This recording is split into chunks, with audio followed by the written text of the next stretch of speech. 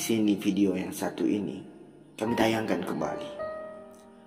Begitu miris dan sedih hati ini melihat 300 santri di Pondok Pesantren Iqra Barang-Barang Belantai, Kecamatan Kota 11 Tarusan, sedang berjuang penuh semangat untuk menuntut ilmu agama. Lihat, atapnya sudah bocor. Lihat, lotengnya tidak bagus lagi.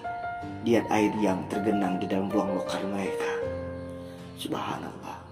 Ini sangat kita butuhkan untuk kita salurkan bantuan wakaf, sedekah kita, infak kita, untuk membantu proses para santri agar memiliki ruang lokal yang sangat luar biasa, yang layak untuk mereka belajar. Alhamdulillah, kemarin 3 lokal, 2 lokal sudah dibantu oleh para dermawan, para perantau yang di negara yang barang-barang belantai.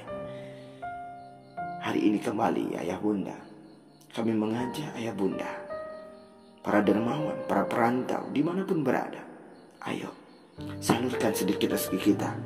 Kan Rasulullah SAW menganjurkan kepada kita, jangan biarkan setiap harimu tidak memberikan sedikit sedekah, baik itu hartamu, ilmumu, dan harimu, termasuk pikiran yang kau miliki, sehingga nanti di hari akhir kiamat nanti engkau mendapatkan pahala yang sangat luar biasa besarnya. Maka ya bunda yang dirahmati oleh Allah, ayo mari salurkan kembali rezekinya, sedekahnya, wakafnya, infaknya. Kita niatkan buat kedua orang tua kita niatkan buat keluarga kita, dan kita niatkan untuk pernyataan kita agar diberikan keberkahan selalu oleh Allah Subhanahu wa Ta'ala. Insya Allah ini akan menjadikan keberkahan selalu buat ayah bunda dimanapun berada. Kami tunggu ayah bunda untuk datang langsung memberikan bantuannya ke Pondok Pesantren Iqra Barang-Barang Belantai, Kecamatan Kota 11 Tarusan, Kabupaten Pesisir Selatan, Provinsi Sumatera Barat.